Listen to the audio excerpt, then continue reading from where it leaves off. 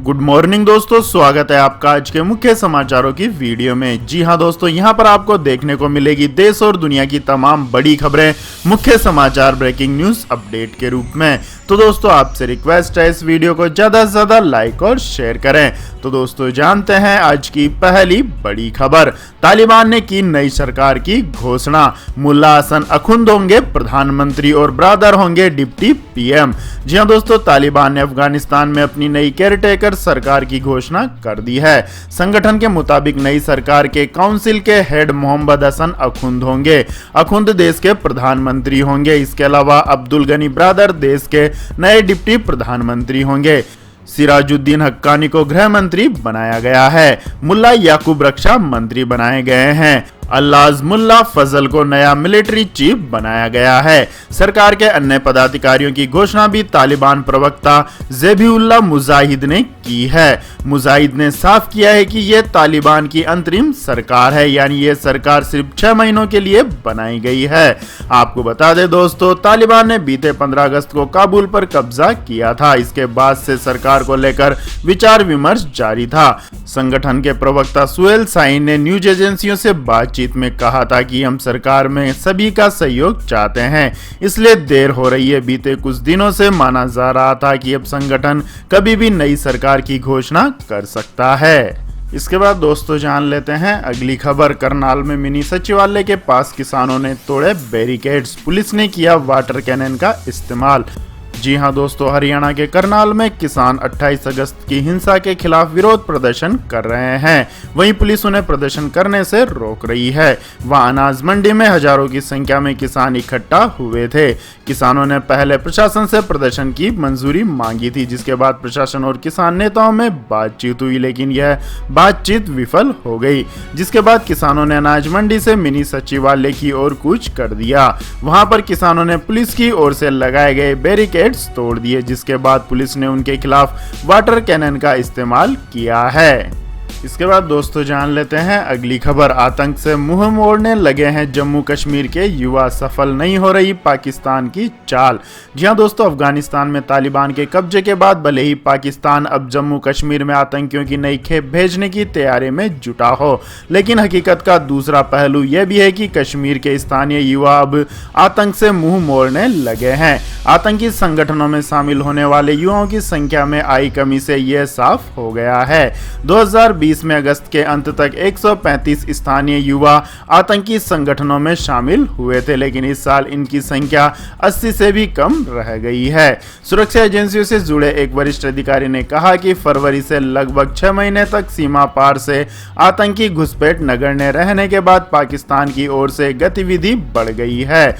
खुफिया रिपोर्ट्स के अनुसार गुलाम कश्मीर के लॉन्च पैड पर बड़ी संख्या में आतंकी इकट्ठा हैं और आईएसआई इन्हें सीमा पार कराने की कोशिश कर रही है।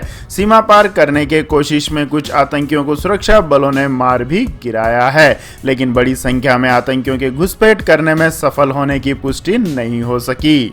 इसके बाद दोस्तों रुक करते हैं अगली खबर का। भारत ने एक और कीर्तिमान किया हासिल। 70 करोड़ कोविड-19 वैक्सीन की खुराक लगाई। जी हां दोस्तों, कोरोना वायरस के खिलाफ टीकाकरण अभियान में भारत में अब तक वैक्सीन की 70 करोड़ से ज्यादा डोज लगाई जा चुकी है। आखिरी की 10 करोड़ डोज तो महज 13 दिनों में ही लगाई गई है। इस दौरान 3 बार ऐसा मौका आया है जब एक दिन में 1 करोड़ से ज्यादा डोज लगाई गई। केंद्रीय स्वास्थ्य मंत्री मनसुख मांडविया ने इस उपलब्धि पर खुशी जताते हुए कहा कि टीकाकरण से ही कोरोना महामारी पर जीत मिलेगी। उन्होंने ट्वीट कर कहा कि प्रधानमंत्री नरेंद्र मोदी के नेतृत्व में कोरोना टीकाकरण उच्च स्तर पर है। अब तक 70 करोड़ डोज लगाई जा चुकी है। इस उपलब्धि के लिए उन्हें सभी स्वास्थ्य कर्मियों और लोगों को बधाई भी दी है। आपको बता दें दोस्तों, भारत को पहले 10 करोड़ टीके लगाने में 85 दिन लगे थे। उसके बाद धीरे धीरे वैक्सीन की उपलब्धता बढ़ने के साथ ही टीकाकरण की रफ्तार भी बढ़ती गई। इसके बाद दोस्तों जान लेते हैं अगली खबर। पंजाब कांग्रेस के बाद अब आम आदमी पार्टी में घमासान। भगवंत मान को सीएम का चेहरा बनाने की मांग पर अड़े समर्थक। जी हां दोस्तों, पंजाब में कांग्रेस के बाद अब आम आदमी पार्टी में मुख्यमंत्री पद के चेहरे को लेकर रस्साकसी नजर आ रही है। पार्टी फिलहाल आगामी विधानसभा चुनाव के लिए मुख्यमंत्री पद के लिए भगवंत सिंह मान के नाम को आगे करने में कतरा रही है, लेकिन आम आदमी पार्टी पंजाब के अध्यक्ष और संगरूर से 2 बार के सांसद भगवंत मान के समर्थक उन्हें चेहरा घोषित करने की मांग कर रहे हैं। भगवंत मान समर्थक इसी को लेकर राजधानी चंडीगढ़ में विधानसभा में विपक्ष के नेता हरपाल चीमा के घर के बाहर जमा हुए और मांग करते हुए कहा कि पार्टी भगवंत सिंह को पंजाब का मुख्यमंत्री उम्मीदवार बनाया जाए। ऐसे में इस प्रदर्शन को पार्टी आला कमान पर प्रेशर पॉलिटिक्स के तहत देखा जा रहा है, लेकिन आने वाले वक्त में देखना होगा कि आपके संयोजक अरविंद केजरीवाल भगवंत मान को चेहरा घोषित करते हैं या पार्टी किसी और को विकल्प के तौर पर आजमाती है।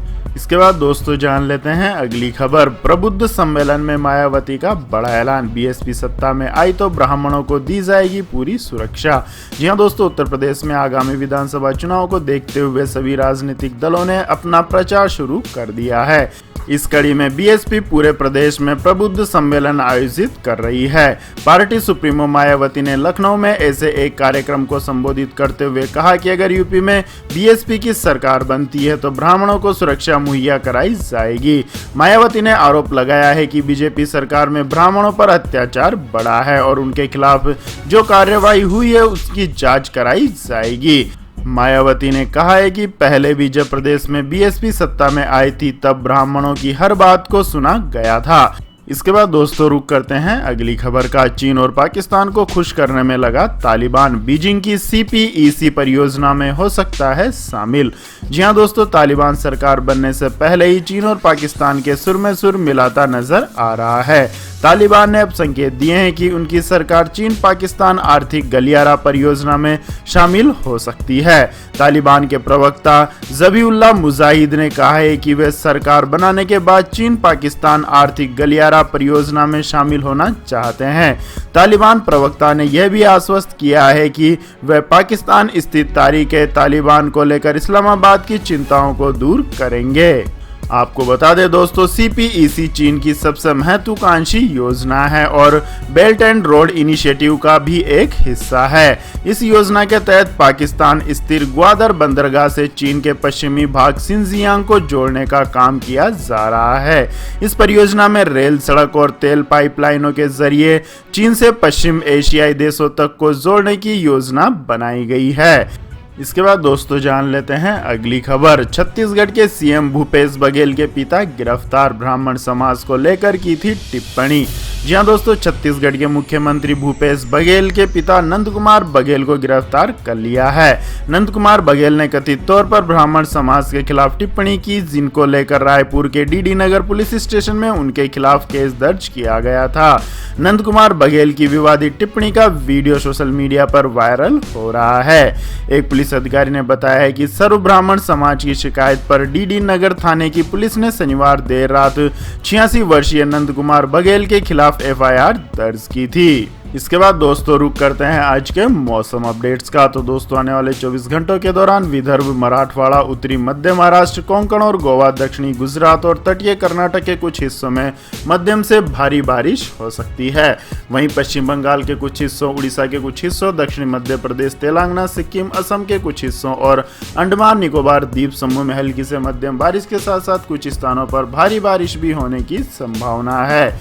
वहीं बिहार, उत्तर प्रदेश, झारखंड, आंतरिक उड़ीसा, शेष मध्य प्रदेश, दक्षिणी राजस्थान, पश्चिमी हिमालय, पंजाब, हरियाणा, दिल्ली, शेष पूर्वोत्तर भारत, केरल, आंध्र प्रदेश और आंतरिक कर्नाटक के कुछ हिस्सों में हल्की से मध्यम बारिश होने की संभावना जताई गई है। राजस्थान और मध्य प्रदेश के शेष हिस्सों, छत्तीसगढ़ और लक्षद्वीप में हल्की बारिश होने की संभावना है। इसके बाद दोस्तों जान लेते हैं आज के सोने और चांदी के भाव। तो दोस्तों राष्ट्रीय राजधानी दिल्ली में आज सोना 37 रुपए घटकर 46,417 रुपए प्रति 10 ग्राम रह गया, जो कि पिछले कारोबारी सत्र में 46,454 रुपए प्रति 10 ग्राम था।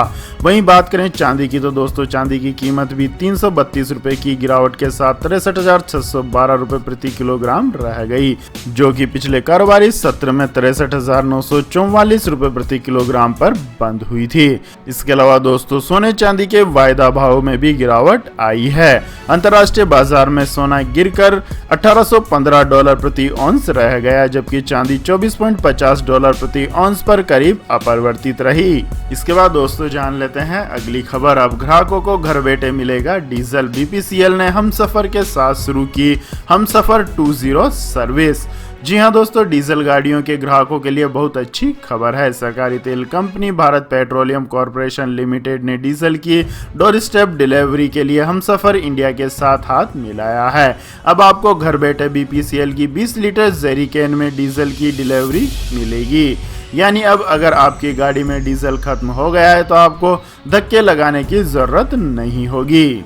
आपको बता दें दोस्तों, जरकिन में डोर स्टेप डिलीवरी दी जा रही है, जिसका टाइटल सफर 20 है। आपको बता दें कि डोर स्टेप डिलीवरी की सुविधा 20 लीटर से कम डीजल की मांग करने वाले ग्राहकों के लिए है। इससे छोटे उद्योग, मॉल, अस्पतालों, बैंक, निर्माण स्थलों, किसानों, मोबाइल टावरों, शिक्षण संस्थानों के साथ साथ छोटे उद्योगों को फायदा मिलेगा। आपको बता दें कि डोर स्टॉप डीजल की थोक सप्लाई कुछ समय पहले ही शुरू हो चुकी है। इसके बाद दोस्तों जान लेते हैं अगली खबर। 2 साल के बच्चे को कोरोना टीका लगाने वाला पहला देश बना क्यूबा। दी जाएगी 3 खुराक। जी हां दोस्तों, कोरोना वायरस संकट के बीच दुनिया भर में वैक्सीनेशन जारी है। इस बीच क्यूबा ने बड़ी छलांग लगाई है। जहां तमाम देशों में अभी भी बच्चों के लिए कोरोना वैक्सीन पर रिसर्च जारी है, तो वहीं क्यूबा ने 2 साल के बच्चों को टीका लगाना शुरू कर दिया है। इस तरह क्यूबा दुनिया का ऐसा पहला देश बन गया है जहां 2 साल के बच्चों को वैक्सीन लगनी शुरू हो गई है। इसके बाद दोस्तों जान लेते हैं अगली खबर। बीपीसीएल के रसोई गैस ग्राहकों को निजीकरण के बाद भी मिलती रहेगी सब्सिडी। जी हां दोस्तों, भारत पेट्रोलियम कॉर्पोरेशन लिमिटेड के रसोई गैस ग्राहकों को निजीकरण के बाद भी सब्सिडी मिलती रहेगी। बीपीसीएल ने रसोई गैस संचालन के लिए एक अलग पोर्टल बनाया है, जो सरकार की सब्सिडी वाली एलपीजी सिलेंडर योजना चलाती है, जहां सब्सिडी राशि सीधे उपभोक्ताओं के खातों में स्थानांतरित की जाती है। इस सब्सिडी योजना से नए मालिकों को साथ रखने के लिए सेल ऑफ प्रक्रिया के हिस्से के तहत अलग मंच का निर्माण अनिवार्य था, जो बीपीसीएल के निजीकरण के बाद भी उपभोक्ताओं को सब्सिडी ट्रांसफर करने के साथ बिना किसी बाधा के काम कर रहा था।